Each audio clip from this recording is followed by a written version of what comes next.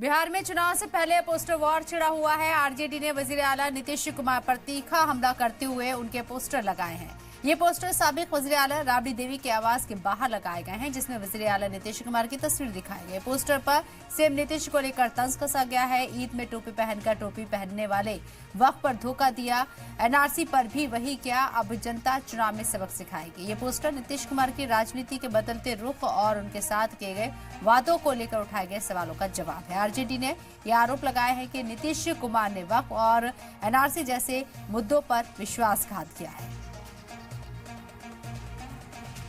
मुख्यमंत्री नीतीश कुमार पर राजद नेताओं ने पोस्टर लगाकर हमला बोला है और इस वक्त हम मौजूद हैं पूर्व मुख्यमंत्री राबड़ी देवी के सरकारी आवास के ठीक सामने।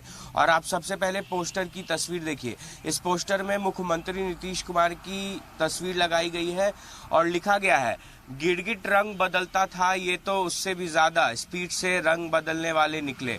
इफ्तार देकर ठगने वाले, ईद में टोपी पहनकर टोपी पहनाने वाले, वफ पर धोखा दिया, एनआरसी पर भी वही किया, अब जनता चुनाव में सबक सिखाएगी। और इधर की अगर आप तस्वीर देखें तो इधर लिखा हुआ है, सब याद रखा जाएगा।